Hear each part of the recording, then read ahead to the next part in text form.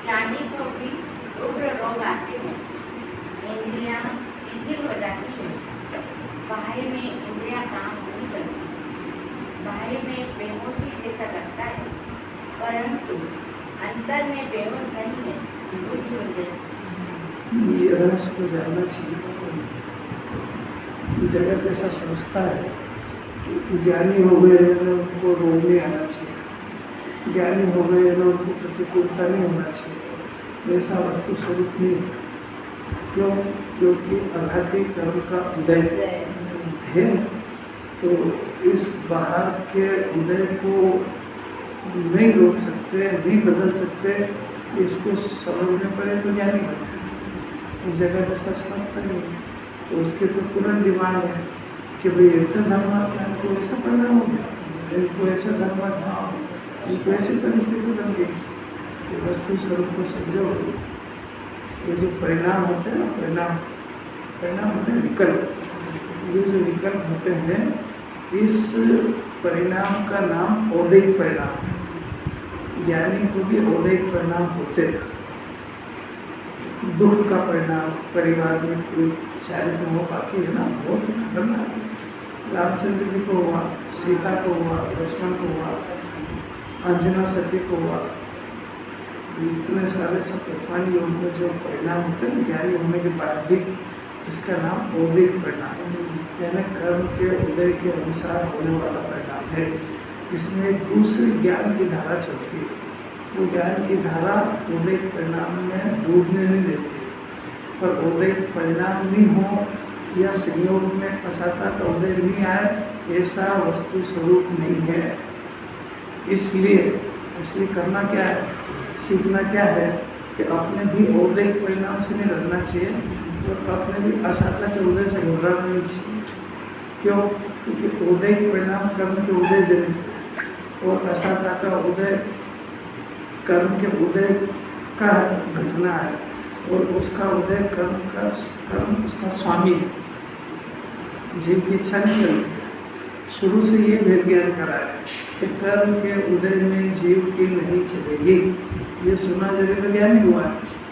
अब जगत देखते हैं सिंगल से, ज्ञानी हो गए और ऐसे परिणाम हो गए, आँख में आंसू आ गए, दवा लेने के भाव आ गया, रोटी खाने के भाव आ गया, घर में कोई परिस्थिति आई तो रामचंद्र जी को ऐसा परिणाम आ गया, मेरी सीता कहाँ गई, मेरे लक्ष्मण जी का क्या हुआ, तो समझ नहीं आती। ये तो औदैहिक परिणाम कब तक रहता है कि औदैहिक परिणाम तो उदय भाव रहता है छठे तक, जब तक निकल में तब तक बुद्धि पूर्वक बारहवीं तक रहता है। बुद्धि पूर्वक आ जाए छठा हो जाए तो ये रहता है ना। अरे तो ज्ञानी अज्ञानी अंतर क्या है? अरे अंतर ये है कि ज्ञानी होने पर औदैहिक परिणाम से देर ज्ञान चलता है और अज्ञानी औदैहिक परिणाम को स्वभाव समझता है। ये जिन्होंने करा रही है ना, जिन्होंने जिस सिग्नल से देखना सिखा रही है सिग्नल से देखना चाहिए। देखो ज्ञानी को भी, यानी सम्यक दृष्टि को भी, यानी जिसने आत्मा जान लिया उसको भी, यानी जो मोक्ष मार्ग में प्रवर्तन कर रहे हैं ऐसे चौथे पांचवें छठे गुण स्थान वाले सब, इनको भी उग्र रोग आते हैं। सुना नहीं शरद कुमार चक्रवर्ती को कुछ रोग हो गया, इससे भी बड़ा कोई रोग होता है क्या? वादिराज में आज को हो गया। तो ये उग्र रोग आते हैं। एक बात इंद्रिया भी शिथिल होती है, ऐसा थोड़ी कि ज्ञानी होगा तो बुढ़ापा नहीं आएगा। वो तो खाली तीर्थन करके जीव को परम शरीर है वो परम उदारिक, उनको नहीं आते। बाकी तो इंद्रिया शिथिल होती है, तो उदारिक शरीर है ना, इंद्रिया शिथिल भी होगी, आँखों से भी नहीं दिखेगा, चलने में भी दिक्कत होगी, सब तो होगी ही सी भाई, इंद्रिया शिथिल भी हो जाती है। और बाहर में इंद्रिय काम भी नहीं करती है, ऐसा भी होता है। ऐसा होता है, बाहर में ऐसा लगता है कि बेहोश है, पर वो अंदर में जागृत होता है। अंतर में बेहोश नहीं का अर्थ है कि होश में, होश में एक अर्थ जागृत है, जागृत एक अर्थ है आत्मा को स्वप्न में भी नहीं भूलता है। एक बार आत्मा का अतीन्द्रिय ज्ञान का अनुभव हुआ कि उसके बाद शुद्ध परिणति की धारा कंटिन्यू चलती है। वो शुद्ध परिणति की धारा उसको किसी भी गेय में जुड़ने नहीं देती है। एक बार ज्ञान प्रकट हुआ तो गेयों को जानता, पर ज्ञान को कहीं भी फंसने नहीं देता। ज्ञान को एक बार वो अलिप्त रहना सीखा तो जानेगा सबको, कोई लिप्त नहीं होता है। आपसे पूछते कि आपके पड़ोसी, आपके रिश्तेदार जिससे आपकी घनिष्ठ मित्रता हो, उसकी यहाँ कोई गमी हो गई हो, तो वहाँ घर के सब लोग रुदन कर रहे हो, रो रहे हो, और इसको भी वहाँ जाकर के कोई रोना आ जाए, पर ये अंदर से कितना लिप्त होता है ये बताओ, नहीं आ रही समझ? तो ये अंदर की कला है कि नहीं? ज्ञानी ऐसे होता है, ज्ञानी जगत में पड़ोसी की तरह रहता है, बाहर से सब दिखता है, क्योंकि वैसे ही है। पड़ोसी के यहाँ नहीं जाएगा क्या? किसी रिश्तेदार के यहाँ नहीं जाएगा? जाएगा। पर वो ज्ञान एक बार जो उस ज्ञान के अंदर एक परत की रेखा है, वो परत की रेखा को क्रॉस नहीं करता ज्ञान, तो उससे बिल्कुल नहीं अड़ने देता। आंसू आने पर ये दो धारा चल रही है, समझे? ऐसा होता है कि नहीं होता? अरे होता है कि नहीं? मेहमान को, मेहमान क्या हो, ग्राहक आया, अच्छा 2 लाख का, तो चाय पानी नाश्ता कराओगे कि नहीं कराओगे? अंदर से क्या चाहते हैं?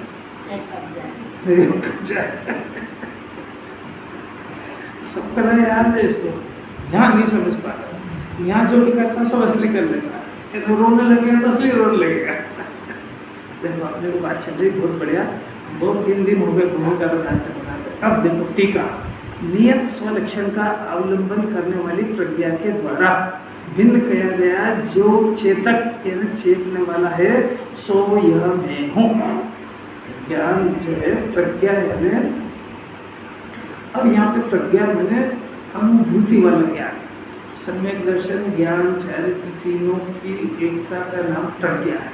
तो इसको ही जानना कहती है जिन्होंने। क्यों? क्योंकि जो आत्मा है ये ज्ञान स्वभावी है और अनादिकाल से इसको इंद्रिय ज्ञान है, तो इंद्रिय ज्ञान है उसको प्रज्ञा नहीं कहते।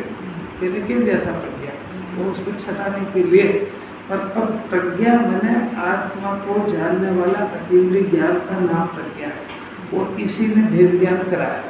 इसने भेद ज्ञान करा है, यानी इसने बंद लक्षण को न्यारा जान लिया है और शुद्धात्मा को न्यारा जान लिया है। दोनों को जानने वाला ज्ञान जान लिया ना, तो जानने का नाम सम्यक ज्ञान, इसका नाम प्रज्ञा है।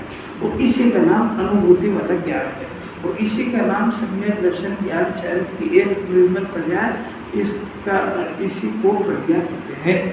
अब इसने भिन्न भिन्न कर लिया उन दोनों को। अब इसने जब भिन्न कर लिया तो ये ज्ञान में जब राग भिन्न जाना, तो ये जानने वाला मैं हूँ ऐसा जाना, बस इसको ये चेतने वाला जानने वाला है, यह मैं हूँ, ये ग्रहण हो गया। कैसा अनुभूति में ग्रहण होता है, बाकी ज्ञान बाकी से इसलिए नहीं होता है कि बाकी ज्ञान को यानी अनुभूति के पहले वाले ज्ञान को जिन्होंने ज्ञान कहते ही नहीं है। क्यों? क्योंकि वो जानने ही नहीं सीखा। क्यों? क्योंकि वो ऐसे ही नहीं जान रहा है कि मैं जान रहा हूँ। क्यों? क्योंकि वो ऐसा जान रहा है कि मैं कर रहा हूँ। क्यों? क्योंकि उसको इंद्रिय ज्ञान यानी इंद्रियों के माध्यम से जानता है बाहर के पदार्थों को। इंद्रिय ज्ञान का ऐसा स्वरूप है कि वो इंद्रियों के माध्यम से जिस ज्ञेय को जानेगा उसके साथ एकता कर लेगा। आत्मा को तो भूला हुआ है, क्योंकि आत्मा अतीन्द्रिय ज्ञान का विषय है। अतीन्द्रिय ज्ञान इसको उत्पन्न हुआ नहीं, तो ये इंद्रियों के माध्यम से जान रहा है। तो जिस ज्ञेय को जानेगा उसके साथ एकत्व ममत्व कर्तव्य होकर करे ही करेगा। इसलिए आचार्यों ने तो ये कुंडाचार्य ने तो भजन कर दिया है 31 नंबर की गाथा के अंदर, द्रव्येंद्रिय, भावेंद्रिय, भावेंद्रिय के विषय, इन तीनों का एक नाम रख दिया ज्ञेय। ज्ञान रखा ही नहीं है। कुछ याद आ रहा है कि नहीं आ रहा? द्रव्येंद्रिय, भावेंद्रिय अंदर खट खट ज्ञान, और इसने जिसको विषय बनाया, तो अब ये गे है, तो ऐसा इंद्रिय है तीनों को गे कहा। तो इसने जिसको जाना, तो आँख भी गे, वो पदार्थ भी गे, ये तीनों गे, तो जिन्होंने ज्ञान ही कहती नहीं है इसको। ऐसा जरा आगे पीछे समझना चाहिए, जिन्होंने इसको ज्ञान ही नहीं कहती है, इसको प्रज्ञा ही नहीं कहती है, इसको तो गे कह दिया। गे कहने का अर्थ क्या हुआ? शास्त्र ज्ञान ज्ञान नहीं है, गे है। और ये इसको जो शास्त्र पढ़ने से जो ज्ञान बढ़ रहा है, वो ज्ञान का नहीं बढ़ रहा है, गे का बढ़ रहा है। और वो गे का बढ़ रहा है मैंने इंद्रिय ज्ञान बढ़ रहा है। तो क्यों ज्ञान इसलिए नहीं बढ़ रहा कि ज्ञान का जन्म ही नहीं हुआ। ज्ञान का जन्म तो सम्यक ज्ञान होने पर होता है। कितने सारे भ्रम है इसको, ये अगर पूरे सही व्यवस्थित नहीं सुनेगा ना, तो सब उल्टे पुल्टे कर लेगा। थोड़ा थोड़ा शिव ज्ञान पढ़ लेगा, याद हो जाएगा, ये वो सब थोड़ा वो उत्कृष्ट हो जाएगा, तो अपने को समझेगा मेरे को बहुत ज्ञान बढ़ गया। अरे ज्ञान बढ़ गया कि गे बढ़ा है? ज्ञान का तो जन्म ही नहीं हुआ, बढ़ेगा कहाँ से? बहुत ही अद्भुत बात है। जिस तरीके से राग आदि परिणाम होते हैं, उनसे इसको 8 कर्म बनते हैं, उसी तरीके से इंद्रिय ज्ञान से भी बनते हैं। इंद्रिय ज्ञान एकता लिया हुआ ज्ञान है, इसीलिए उस ज्ञान का नाम मिथ्या ज्ञान है। कितनी समझने की बात है, इसीलिए प्रज्ञा शब्द डाला। नहीं तो ये ऐसा समझता कि मेरे पास जो ज्ञान है बस उससे मैं आत्मा जानूंगा। भाई वो बहिर्मुख ज्ञान है, जिन्हें परमात्मा की प्रतिमा अंतर्मुख प्रतिमा होती है। अंतर्मुखी जिन्हें परमात्मा होते हैं। तो वो ये बात बता रहे हैं, आत्मा का दर्शन, आत्मदर्शन, आत्म अवलोकन, सम्यक दर्शन स्वसन्मुख ज्ञान में, स्वोन्मुख ज्ञान में, अंतर्मुखी ज्ञान होता है। और ये इंद्रिय ज्ञान पर सम्मुख ज्ञान, जिसको स्वसन्मुख, जिसको सम्यक ज्ञान करना हो, उसके लिए अमृत है। ये सुनेगा ही नहीं तो अभ्यास क्या करेगा? तो नहीं करेगा तो फिर क्या करेगा? कि पहली बात तो पढ़ेगा नहीं, और पढ़ लेगा तो पढ़ के संतुष्ट हो जाएगा, इतना बहुत पढ़ लिया। अरे अपन लोग हैं जो दूसरे लोग स्वाध्याय नहीं करते, उनसे अपने आप को सुपर मानते हैं कि नहीं मानते? नहीं मानते सुपर। पूजा पाठ कर लेते तो अपने को सुपर मानते हैं कि नहीं? ये ऐसा देखता है, ये तो कोई समझता नहीं। मुख्य लोग अच्छा समझते हैं, हमने तो समझदार पढ़ा है, हमने तो ये पढ़ा, तो कैसे सुपर हो गया? तो जिन्वाणी से कुंकुमाचार्य से सुनता नहीं है कि 11-9 गुरु के धारी को जिन्वाणी अज्ञानी कह रही है, तो तूने किताब पढ़ लिया ऐसा? यहाँ आएगा ना सब नशे उतर जाएंगे। मैंने इतना याद कर लिया, मैंने ये कर लिया, मैंने वो कर लिया। अरे जरा आचार्य से मिल, पता लग जाएगा। और वो जो कुंकुमाचार्य मुनिराज गणधर देव, 4 ज्ञान के धारी, वो कहते हैं मेरा ज्ञान तो कहाँ केवल ज्ञान, कहाँ मेरा ज्ञान। वो अपने ज्ञान को इतना सब तुच्छ जानते हैं और इसको कुछ आता पता है ही नहीं, क्योंकि मेरा बहुत ज्ञान हो गया। वो अगर वो नशा चढ़ गया तो जिन्होंने उतर नहीं देगा। नियत स्व लक्षण, पहला लक्षण बंध लक्षण, ज्ञान लक्षण, दोनों को निहारा जाना प्रज्ञा के द्वारा। मैंने आत्मानुभूति के ज्ञान में प्रज्ञा का जन्म होता, तब उसको पहले स्व लक्षण जो जिन्वाणी ने बताया, उसका मानसिक ज्ञान में जिन्वाणी के आधार से विकल्पात्मक अध्ययन करने पर जब ज्ञान 5 इंद्रिय का अवलंबन छोड़ करके शुद्धात्मा के सम्मुख होता है, तो एक नया ज्ञान प्रकट होता है, उसका नाम प्रज्ञा है। और जब नया ज्ञान प्रकट होता है तो आत्मा को जानता हुआ, राग को पर जानता हुआ पैदा होता है, तो उसके भेद ज्ञान हो गया।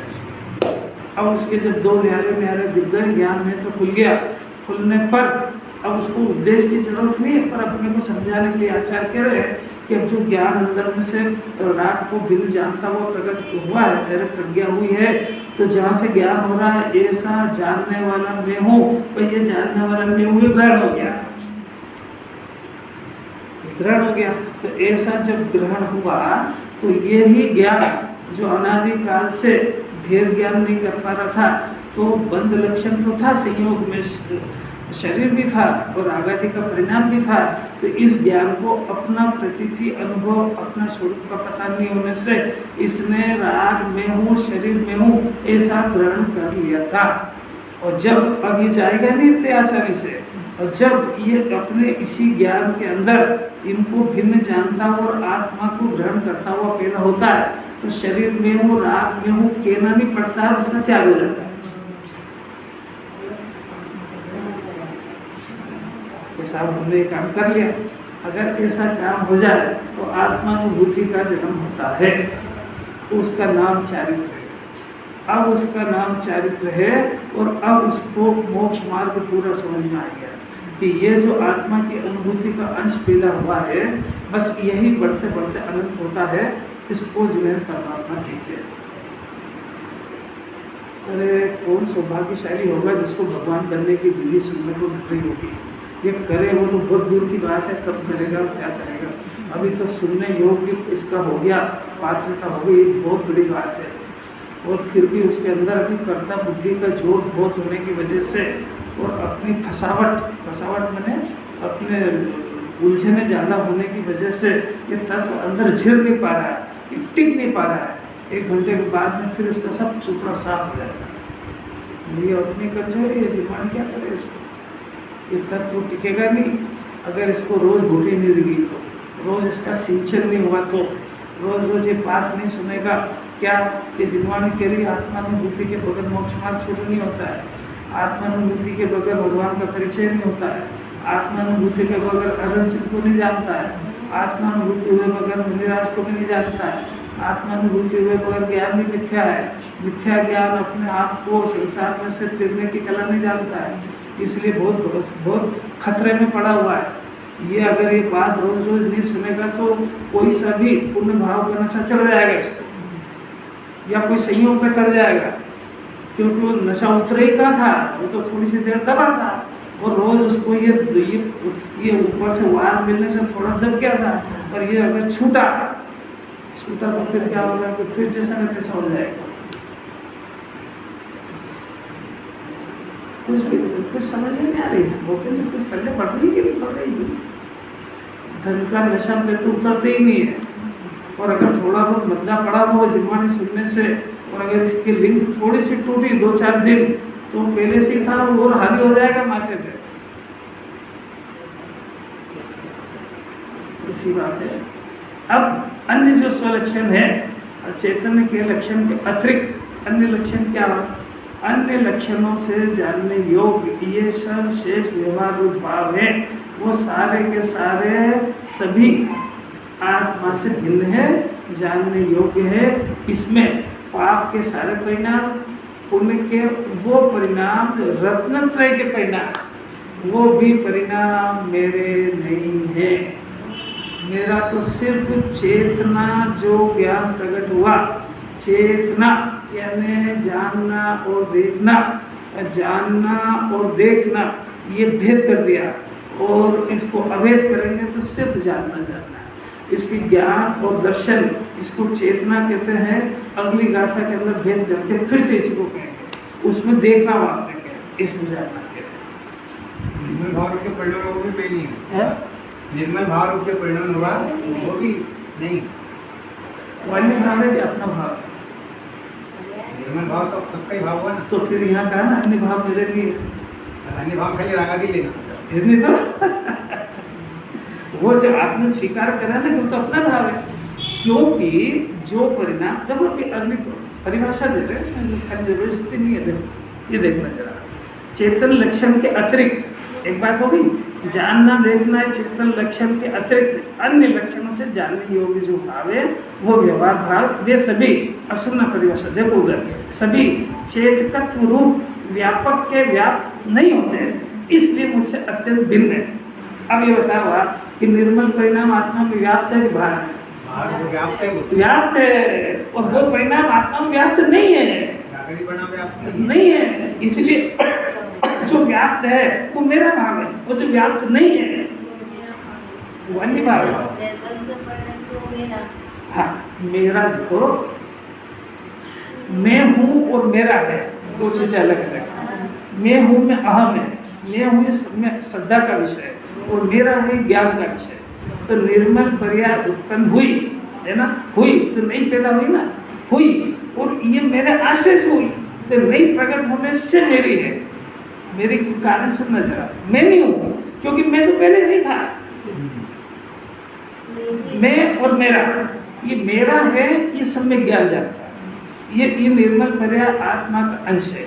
अब मेरा क्यों है? इसलिए ये जो निर्मल पर्याय प्रकट हुई ये मेरी जाति से मिलती हुई है, और जो मलिन परिणाम मेरी जाति से मिलता ही नहीं था वो। अब ये जो परिणाम है ये मेरा आत्मा के साथ व्याप्त है, और जो विवाह वाला परिणाम था मेरा आत्मा के साथ व्याप्त है ही नहीं। अब ये जो मेरा परिणाम है ये मेरा आश्रय लेने पर पैदा हुआ है, और वो मेरा आश्रय से पहले ही नहीं हुआ है, क्योंकि जो परिणाम मेरे आश्रय से होगा वही मेरा होएगा। जो परिणाम मेरा आश्रय से पहले ही नहीं हुआ है वो परिणाम मेरा कैसे हो सकता है? मैंने अनादि से भले उल्टा माना हो, पर आज आज आज उसकी आवाज़ और दिल और विचार सब बदल जाएंगे। नहीं बदले तो कोई सुनता ही नहीं है। सम्यक ज्ञान किसको कहते हैं? तो लक्षण है ना, व्यापक के व्याप नहीं होते इसलिए मुझसे अत्यंत भिन्न है। ऐसा कोई खाली याद करा के थोड़ी, याद करके अपन सीख गए। रागनी भाव स्वभाव के प्रभाव सबके का प्रभाव, पर तो समझता है कि प्रभाव का ही लिखा कि साहब वो याद कर लिया इसलिए कह रहा हूँ। अरे भाई आचार्य जवाब दे रहे हैं कि ये अपने आत्मा के साथ व्याप्त नहीं होता है। याद रखना सब पॉइंट। एक तो ये रागादि का परिणाम आत्मा के अंदर से नहीं आता है, उसके अंदर व्याप्त नहीं होता है। ये बाहर से आया हुआ परिणाम है, ये औदैहिक परिणाम है, और मेरे आश्रय से कभी भी विकार उत्पन्न नहीं होता है। और ये जो है कर्म के उदय जनित परिणाम है, और ये जो स्वाभाविक परिणाम है मेरी जाति से मैच करता हुआ है। ये सम्यक ज्ञान ये आत्मा के साथ तादात्म्य संबंध रखता है। और जो निर्मल वितरागी परिणति हुई है चारित्र की एक धारा, वो चारित्र की धारा यानी निर्मल शुद्धि का अंश, वो निर्मल शुद्धि का अंश शुद्ध स्वभावी आत्मा से मैचिंग वाला परिणाम है। और ये परिणाम अनमेचक परिणाम है। ये परिणाम जो है राग द्वेष मोह का परिणाम, ये आत्मा की जाति से अनमेल परिणाम है। और ये मेरे अंदर व्याप्त हुआ नहीं था, अज्ञानता में भी व्याप्त नहीं हुआ था। मैंने अज्ञानता में इसको मेरा परिणाम मान लिया था। और मैं भी क्या करूं, जिनवाणी में मेरे को ऐसा पढ़ाया गया आगम में कि तुम अपने परिणामों को सुधारो। तो मेरे जो राग द्वेष के परिणाम हो रहे थे उसको मेरा परिणाम जिनवाणी ने कहा था, तो मैंने उसको मेरा परिणाम मान लिया। अब तो ये बात बहुत ऊंची चल रही है, तो फिर आपने पहले कहा को मेरे को आगम में पढ़ा दिया कि परिणाम मेरा है। भाई ये परिणाम तेरा इसलिए कहा था कि तू पर द्रव्य को और उनके परिणामों को अपना जानता था, तो उनसे भेद ज्ञान कराने के लिए इन परिणाम को तेरा कहा था। पर इतना मोक्ष मार्ग थोड़ी था, उससे तो वेद ज्ञान कराने के लिए कहा था कि भाई तेरा अगर कोई हो सकता है तो वो परद्रव्य नहीं हो सकता है। घर कुटुंब परिवार धन दौलत वो तेरा नहीं हो सकता है, उनके पीछे का वो परिणाम वो जरूर तेरा हो सकता है, क्योंकि वो तेरी सत्ता में है। तो अभी उसको जिनवाणी ने कहा कि ये मेरा परिणाम, और जिनवाणी ने ये भी कहा कि तेरे परिणामों को सुधार, परिणामों की संभाल में गाफिल मत हो। ऐसा कहा था, पर वो सर्वांग सत्य थोड़ी था। वो तो तेरा वहां से बचाया था। उसके आगे तुम्हें दूसरी क्लास क्यों नहीं पढ़ी? दूसरी क्लास में फिर ये पढ़ाएंगे कि ये परिणाम जब जिसको हम कह रहे हैं, जिसको तू अपना मान रहा है वो तेरा नहीं है। अरे साहब गजब कर दिया आपने, ये मेरा क्यों नहीं है? कि ये अनमेचक परिणाम है, ये अनमिलक परिणाम है, और ये जिसके आश्रय से पैदा हुआ नहीं उसकी जाति का है, अपनी जाति का नहीं है। अपने अंदर से जो अपना परिणाम होता है वो परिणाम अपना है, तो वो परिणाम की जात अपने आत्मा से मिलना चाहिए। तो जैसे माँ के पेट में से बच्चा होता है तो कीड़ा भी निकलता है, तो कीड़ा निकलने पर उसको कैसे भिन्न जाने के मेरा नहीं है कि तेरी शक्ल सूरत से मिला उसको, वो मनुष्य है कि नहीं है। अगर मनुष्य नहीं है तो वो जिस जाति का उसमें छोड़े आओ उसको, हमको नहीं मालूम किस जात का नहीं समझ, डोला है लट है वो जो भी है हमारा नहीं है देख सवाल। तो ये जो परिणाम है किसका? अन्य है बस वो। आप उसका सब एक नाम आश्रय, उसको पाप कह दो पुण्य कह दो व्यवहार रत्नत्रय कह दो, कुछ भी। व्यवहार रत्नत्रय छाती पड़ जाएगी, ये तो गुरुदेव की ताकत है कि ये व्यवहार रत्नत्रय को अन्य भाव में डाल दिया है। सारी दुनिया इसको धर्म की खातिर में डालती है, और जिन्होंने भी कहने के लिए कह भी देती है, व्यवहार से कहते नहीं है कि व्यवहार धर्म है, पर जब तुमको समझना चाहिए कि व्यवहार धर्म का अर्थ ही निश्चय नहीं है। अरे जब हमने कजिन लगा दिया ना, तो कजिन लगा दिया इसका अर्थ है कि हमारा नहीं है। अब क्या उसको पोल खोल के बोलेंगे कि मामा का लड़का है, कि काका का है, कि हमारे काका के दोस्त का है, ऐसा बोलने की जरूरत ही नहीं है। दैट्स ऑल, कजिन के दिया, खत्म बात। मैंने निश्चय नहीं है, बात खत्म, ज्यादा नहीं पूछना उसे। किसी अपूर्व बात है, सोचना चाहिए। ये अभी ये लक्षण दिया है, अभी लक्षण याद करने का है कि अपन ये जो राग आदि का परिणाम है, ये अपने आत्मा के साथ में अपने को व्यापक लगता है कि भिन्न लगता है, ये अभ्यास है। अब ये अभिन्न मान रहा, इसने इस परिणाम को आत्मा के साथ व्याप्त मान लिया, तो व्याप्त मानने से ही भाव मरण चालू रहेगा ये, क्योंकि ये छूटेगा और चिल्लाएगा। ये समझ, इसने शरीर के साथ व्याप्त मान लिया कि शरीर है सो मैं, अब ये मानने के लिए तो आजाद है, इसने मान लिया, अब वो छूटा, तब क्या होगा? क्योंकि अपनी चीज जाएगी तो चिल्लाएगा, लॉजिक से बात है भाई। अब वो चिन्हवाणी कह रही तेरी भूल तेरी है कि वो तेरी नहीं है। अगर तू उसको जानता कि तेरी नहीं है, क्योंकि मेरे साथ व्याप्त नहीं है, क्योंकि मेरे साथ पूर्व जन्म से आई नहीं है, क्योंकि मेरे साथ अगले जन्म जाएगी नहीं, और मेरे साथ जो व्याप्त परिणाम होता है वो मेरे साथ ही रहता है, मेरे साथ जाता है, तो अभी ऐसा कोई लक्षण तो मिलता नहीं है। तो ऐसा अगर ये जानेगा, वो धीरे धीरे से ममत्व तोड़ता जाएगा, तो शरीर छूटने के साथ समय में साक्षी रहेगा उसका, ज्ञाता रहेगा उसका, रोएगा नहीं, कल नहीं करेगा, इन सारे संयोगों को पर जानता होगा तो छूटने के काल में आरोध्यान नहीं करेगा, नहीं तो मर जाएगा।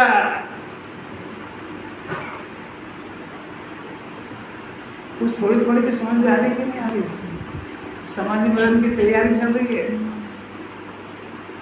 जो पर पदार्थों को अपना मानता है उसे कभी समाधि मरण होता है?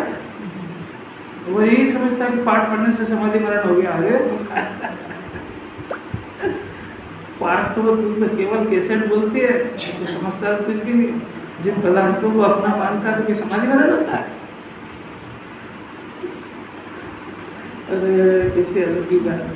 अभी तो इस जन्म के अंदर ऐसे देव को ये पसंद कर ले जो इसकी मान्यता को उखाड़ के फेंक दे। ये पूरे अनादिकाल से घर को, शरीर को, पुत्र को, धन को, सबको अपना समझ रहा है, और ये देव ऐसा कह रहे हैं कि सब तेरे नहीं है। ऐसे देव को इसीलिए पसंद नहीं करता है, और इसीलिए उनके पास जाकर के इन्हीं की भीख मांगता है। इसका अर्थ है कि देव को समझ नहीं आ रहा है इसको कि क्या है। अलग की बात, अरे देव तो यही है, वो तेरी मान्यता में ये लग रहा है, वो इनसे भेद ज्ञान करा रहा है, तू उनसे वही मांग रहा है।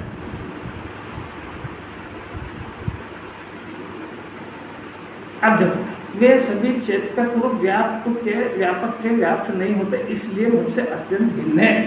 अब यहाँ से शब्द कारक लगे, इसलिए मैं ही अपने द्वारा ही, अपने लिए ही, अपने में से ही, अपने में ही अपने को ही ग्रहण करता हूँ। यानी एक कार्य हुआ, क्या काम हुआ कि ज्ञान में आत्मा का ग्रहण हुआ। तो एक किसने कराया कि मैं ही करता हूँ, मैं ही कारक हूँ, मैंने मेरे लिए ही आत्मा को ग्रहण किया। यानी आत्मा ने आत्मा को आत्मा के लिए ही आत्मा में ग्रहण किया है। तो भोग कौन करेगा? नहीं करेगा। कितना कठिन है। ये तो 4-5 दिन की भूमिका बनाई थी तब समझ में आ रही बात। क्यों? क्योंकि रागादि को का कार्य था उसके षटकारक न्यारे बता दिए, पद्रव्य का जो कार्य हो उसके षटकारक न्यारे बता दिए, तो आत्मा उस पदार्थ के साथ अभिन्न षटकारक को अलग बता दिए, भिन्न षटकारक अलग बता दिए, एक को निश्चय बताया, एक को। इतना सारा भूमिका बनाने के बाद भी बात ले रहे हैं कि ये जो जानने रूप काम हुआ, तो तू इस भरोसा, अभी इसको पढ़ के इतना भरोसा हो जाना चाहिए इसको कि जो आत्मा का ग्रहण हुआ, ये एक सम्यक दर्शन ज्ञान रूप काम हुआ। इस ज्ञान को कोई दूसरा करता नहीं, दूसरा कोई कर भी, दूसरा कोई कराएगा भी नहीं। और ये जब सम्यक दर्शन और अत्यंत ज्ञान शांति का भोग होगा, ये खुद ही भोगेगा, दूसरा नहीं भोगेगा उसको। अभी अज्ञान दशा के अंदर आकुलता का भोग कौन कर रहा है, और आकुलता कर कौन रहा है? देखो, खुद ही कर रहा है, खुद ही भोग रहा है। अब जब ये आत्मा का आनंद आएगा तो उसको कौन करेगा? ज्ञान नहीं करेगा, भोगेगा कौन? किस आप देखो, मेरे को आत्मा ने भूखी हो जाए ना तो आप बता देना, पता नहीं है। अब देखो, आत्मा की चेतना, चेतना माने जानने देखने रूप परिणमन, ये चेतना ही शब्द लगा, एक क्रिया है। यानी आत्मा की राग रूप क्रिया नहीं है, आत्मा की शरीर रूप क्रिया नहीं है। क्यों? क्योंकि आत्मा की तो जानने देखने रूप ही क्रिया है। जो अज्ञानी जानना देख रहा है, इसको जिन्मानी जानना देखना क्या ही नहीं रही है। और शब्द आपने तो सिखाया, जो जानता है उसको जीव कहते हैं। अरे भाई, वो केजी में पढ़ाया था, पर जानता है तो किसको? कि पढ़ के जानने वालों को जानना कहते ही नहीं है। ऐसी अलौकिक बात है। जानना देखना जो लक्षण है, वो तो क्षेत्रों में से छटाने के लिए कहा। जिन्माने में हर एक बात का प्रयोजन है। जानना देखने की शुरुआत जानने देखने के पिंड को स्वीकार करने पर ही होती है। तो जानने का पिंड में हूँ, ज्ञान का धन में हूँ, ज्ञान का धनी में हूँ, ज्ञान गुरु की खान में हूँ, ऐसा नहीं स्वीकार करता तो जानना लाया कहाँ से?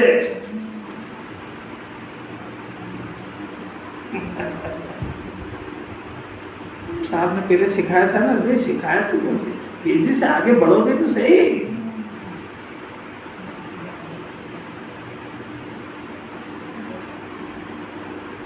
वो जानना देखना कहा था, वो जानना देखना इसलिए कहा था कि ये जीव अपने आप को कर्ता धर्ता मानता है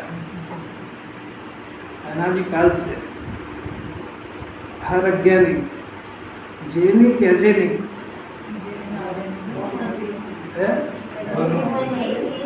गजब हो गया, इसमें कोई भेद ही नहीं है। जब तक इसको अग्रहित मिथ्या दर्शन है, तब तक ये अपने को करता ही जानता है। जैन कुल में पैदा होने से कुछ नहीं होता है। दूसरी भाषा में, जब तक ये जीव ज्ञान स्वभावी आत्मा को नहीं जानता है, तब तक ये अपना आत्मा हो, अपने आत्मा को ज्ञान स्वभाव नहीं जानता है, तब तक ये अपने को करता ही मानता है। जिनवाणी के कहने से सीख जाए कि मैं करता नहीं ज्ञाता हूँ, तब भी मानता करते ही। इतना भी हो जाए तो कोई बात नहीं, थोड़ा सा मिथ्या दर्शन गलता है, पर ये तो बहुत आगे और बीमारी बढ़ गई कि मेरे को, मैं एक तो राग को भी मैं करता हूँ, एक रोटी को भी मैं करता हूँ, और ये जो राग होता है इससे सारा जगत व्यवस्थित चलता है। ये इतनी बीमारी घर में फैल गई उसके शरीर में। अपने को देखना चाहिए रोग कितना गहरा है। ये ऊपर ऊपर की ड्रेसिंग से ठीक हो जाए, ऐसा इतना सरल नहीं है। तो रोग को पहचाने, अपने को रोगी जाने, जो निरोगी के पास जाए, इस रोग को दूर करने की दवा सुने, समझे, सीखे। कितना सारा काम। क्या रोग है? क्या रोग है? आपको कोई बीमारी है? कौन सी? अरे गजब हो गया। अब कर्ता बुद्धि है, लेकिन कर्ता बुद्धि इसको हमेशा डिस्टर्ब रखेगी।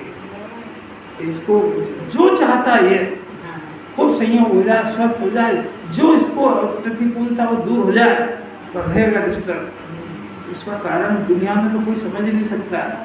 सिर्फ जिन्हें परमात्मा ने बताया कि उसके जल में मिथ्या दर्शन और मिथ्या ज्ञान है, जिसका एक नाम तो मिथ्या दर्शन है और एक है कर्ता बुद्धि। ये इसको हमेशा डिस्टर्ब रखेगी। आप तो ये बोलोगे साथ जाएगी कैसे? हाँ जाएगी। कर्ता बुद्धि छह द्रव्य की स्वतंत्रता को समझने पर जाएगी। और मैं त्रिकालिक ज्ञान घन स्वभावी आत्मा हूँ ऐसा समझने पर राग में नहीं हुई बुद्धि जाएगी। तो क्या अभ्यास करें कि मैं ज्ञाता ज्ञान का पिंड हूँ, छह द्रव्य में से भिन्न है, उसका कर्ता का भोजन मेरे ऊपर नहीं है, ऐसा अपने आप को समझाना है कि पड़ोसी को, घर वालों को समझाए। अरे उनमें इतनी पात्रता ही नहीं है, माथा मत फोड़ना मजाक है। पात्रता वाले जीव यहाँ आ गए हैं, वो ही नहीं समझ पा रहे तो अपात्रों को कैसे समझ में आ जाएगी। यानी बात समझ बहुत ताकत है इसका, जरा इसको प्रैक्टिकल देखना चाहिए। जो यहाँ नहीं आया ना वो तो अपात्र है, चाहे घर का हो कोई भी ऐसा हो। अब यहाँ आ गया वो तो थोड़ी पात्रता लेके आया, वो उसके भी पल्ले पड़ रही है कि मैं ज्ञाता हूँ कि करता। तो ये वो घर वालों को क्या समझाएगा? अच्छा मैं तो आपका हित चाह रहा हूँ, मैं बहुत हितैषी हूँ, तो कहते हित क्या होता है तू ही समझ जा। करता बुद्धि वाला क्या हित करेगा, खुद ही तो डिस्टर्ब है। क्या करेगा? अरे जिस देव की अष्टोत्तर से पूजा कर रहा है उन देव को ही समझ नहीं जाता है, इससे बड़ा ज्ञान क्या होगा? वो कह रहे मैं भी रागी हूँ और ये कह रहा है कि मैं आपसे राग कर रहा हूँ, मेरे को हेल्प करो। वो हमको राग नष्ट करने का उपदेश दे रहा है और ये उनको राग करना सिखा रहा है। ये क्या हो गया जीव को? अभी ये अज्ञान घुस गया है, तो ये जब तक निर्माण नहीं सुनेगा जाएगा नहीं। ये कोई एक दिन की बीमारी नहीं, बहुत गहरा मिथ्यात्व समा गया इसमें। देखो आत्मा की चेतना ही एक क्रिया है। चेतना माने जानना देखना, इसमें दोनों गर्भित है। तो आत्मा की एक ही क्रिया है। अब आपसे पूछते हैं आप दिन भर में क्या क्या काम करते हो? सुबह उठ के 5 बजे से रात को 10 बजे तक।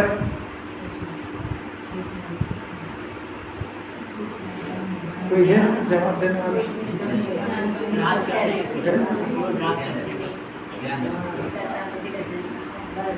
देखो पंकज जी ने कहा कि केवल रात करते हैं, दूसरा और कोई फिर मैं एकदम से करते नहीं तो करते क्या हो फिर? तो सिद्धालय में होना चाहिए, काय को घर में बैठे हो?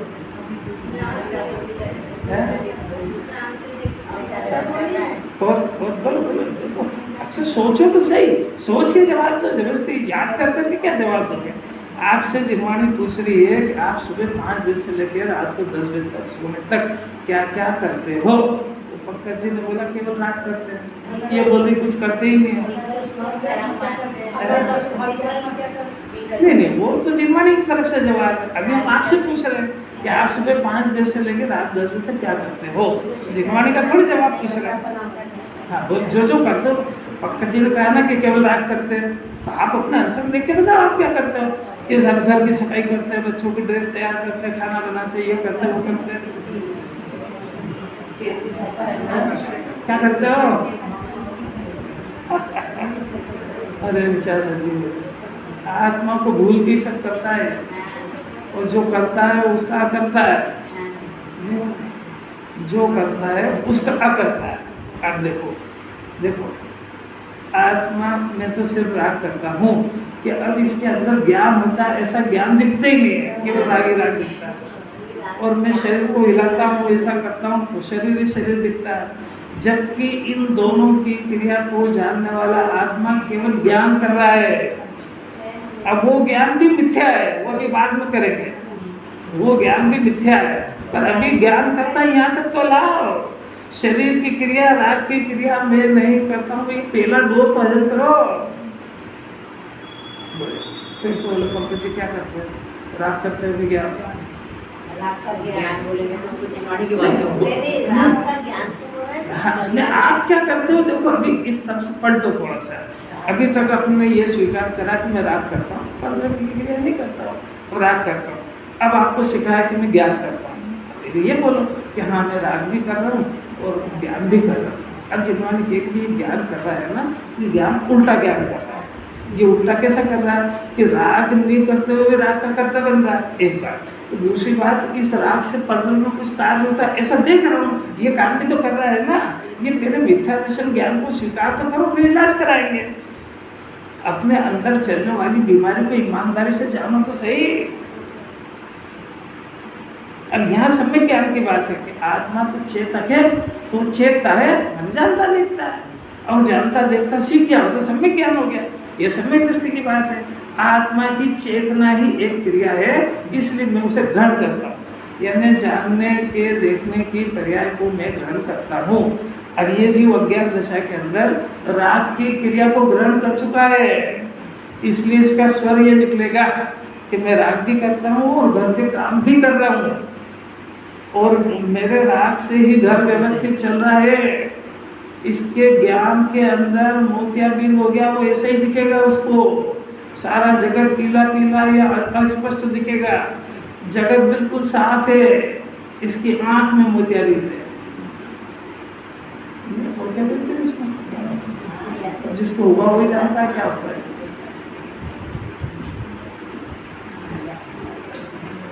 जैसा चश्मा चढ़ा लिया, हरा चढ़ा लिया, सारी दुनिया हरी दिखेगी, काला चढ़ा लिया काली दिखेगी। ऐसा इसको मिथ्यात्व का चश्मा लग गया, तो ये जगत के पदार्थ को करता ही बनने लगा, भोक्ता बनने लगा, स्वामी बनने लगा, और राग को ग्रहण कर लिया, पकड़ को ग्रहण कर लिया। मैं रोटी खाता हूँ, अभी मेरे को दवा लेना है, अरे क्या वो कुछ नहीं करता है। ज्ञानी तो देखो अपना अध्ययन के साथ चेतने की क्रिया, एक क्रिया है, मैं उसे ग्रहण करता हूँ, मैं ही चेतता हूँ, मैं ही जानता हूँ, चेतता हुआ ही चेतता हूँ, चेतते के द्वारा ही चेतता हूँ, चेतते हुए के लिए चेतता हूँ, चेतते हुए से चेतता हूँ, चेतना में ही चेतता हूँ, चेतना चेतते को ही चेतता हूँ। अब इतनी तो होगी पर्याय की बात। ये सब पर्याय में अपना काम उसने खुद ने करा है। अब यहाँ से द्रव्य की बात, अभेद करने की बात, अथवा नहीं चेतता, ये द्रव्य की बात। न चेतता हुआ चेतता हूँ, नहीं चेतता हुआ रहता हूँ, न चेतते हुए के द्वारा चेतता हूँ, और न चेतते हुए के लिए चेतता हूँ, और न चेतते हुए से चेतता हूँ, और न चेतते हुए मैं चेतता हूँ। फिर क्या रहता है कि सर्व विशुद्ध चिन्मात्र भाव ये मैं, ये द्रव्य ग्रहण किया। कैसा लौकिक बात है, लौकिक चर्चा है, इसको सुनना भी बहुत पसंद। हाँ, ये इसको वो ज्ञान की पर्याय। देखो पहले त्रिकाली शुद्ध ध्रुव पदार्थ जिसमें षटकारक की शक्ति रूप से मौजूद है, उस शक्ति के पिंड को समझने के लिए वो उसके भेद के षटकारक से समझा। तो आत्मा को अभेद आत्मा को शक्ति के षटकारक, शक्ति के पिंड को समझने के लिए भेद करना पड़ेगा। ये भेद के षटकारक है, और ये भेद के षटकारक है, ये आत्मा से भिन्न षटकारक है, इसका नाम व्यवहार है। वो राग भिन्न षटकारक, वो तो राग के बहुत दूर रह गया, ये आत्मा के साथ का व्यवहार है। अब इस अभेद आत्मा को समझने के लिए षटकारक के भेद से समझा जाता है, पर समझ में आने के बाद ये षटकारक का लक्ष्य छोड़ के अभेद हो जाते हैं। तो अभेद का आश्रय होने पर अनुभूति होती है। भेद के समझे भेद करे बगैर अभेद समझ में आएगा नहीं, और अभेद के बगैर अनुभूति होएगी नहीं। तो वो जो है इस षटकारक को भेद कर करके समझना, इसका नाम सद्भूत व्यवहार है, और ये सद्भूत व्यवहार है, और अभेद आत्मा को समझना है निश्चय। अभी इससे सारी कुछ शास्त्रीय भाषा, कुछ अपनी जिसको जितनी समझ में आए समझना, घर पे मेहनत करना थोड़ी सी। ऐसा चिन्मात्र मैं हूँ, तो उस षटकारक जानने देखने की पर्याय से आचार्य ने आत्मा को ग्रहण करा। तो आत्मा ग्रहण हो जाएगा, उसके बाद क्या करना, कुछ मजा करो। अब भावार्थ चलेगा।